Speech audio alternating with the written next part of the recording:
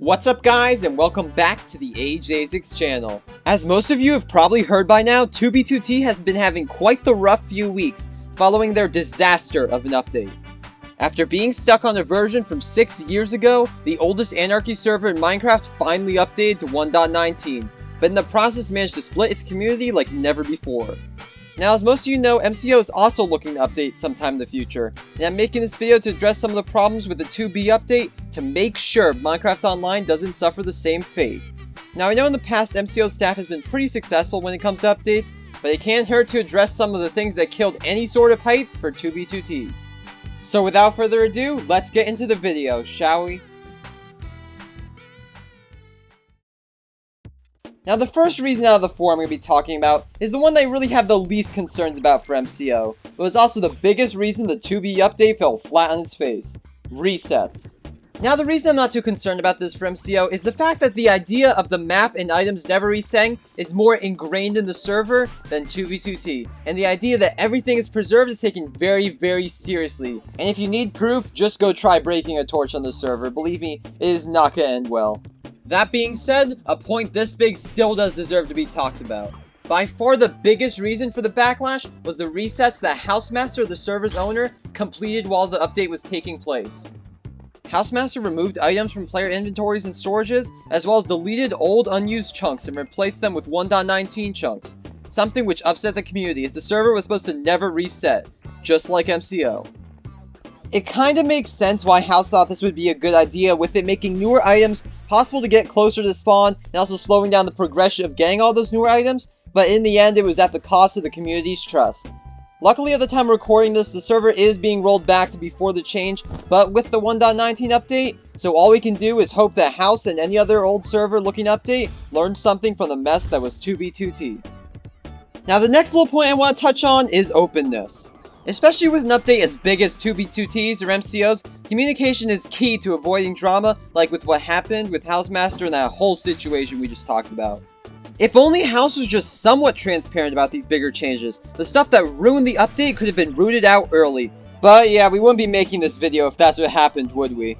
Especially with communities the size of 2B2T and MCO, communication is 100% needed for a good update, keeping up hype and making sure that only the good features end up in the server.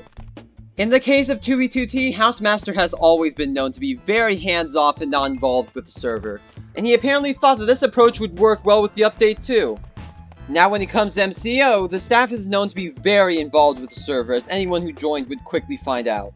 But when it comes to the supposed update that's going to happen sometime in the future, there's really not too much info out there about it. Maybe it's not a priority right now, or maybe it's been shelved, I don't know. All I can do is hope that when the time is right, MCO will be able to do what 2B2T did not. Moving on though, player input is another big piece of the puzzle that cannot be overlooked. Being open is only one half of the solution, but listening to player input is just as important, if not more.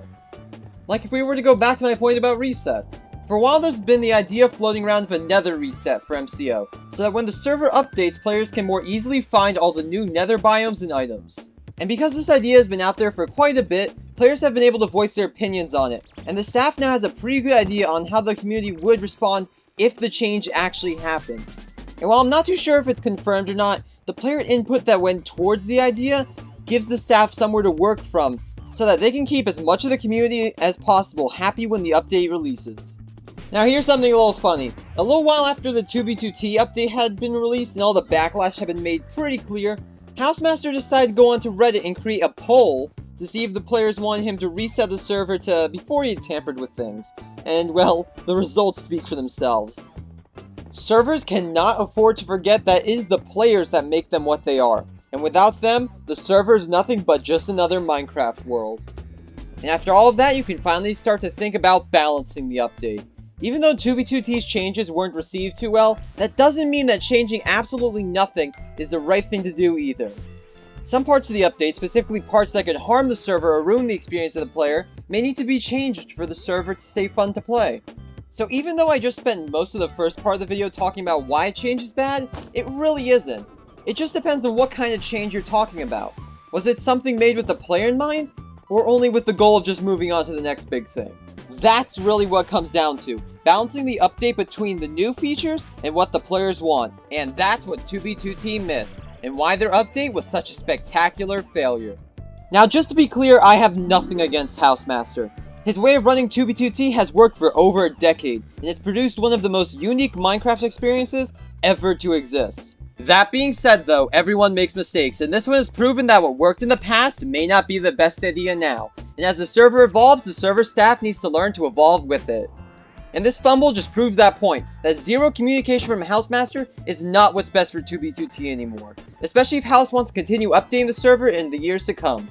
But as shown time and time again in this video, you need to be very careful with changing how you do things. And you have to stop to think if the changes are with the players in mind, or just to help out yourself.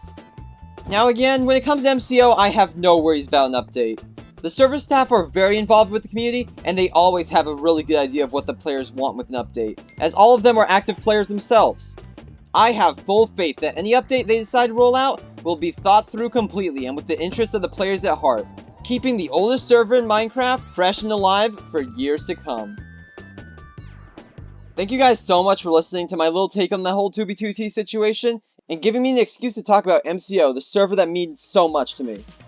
Anyway, thanks for watching. This is AJZix signing off. Have a great day, everyone.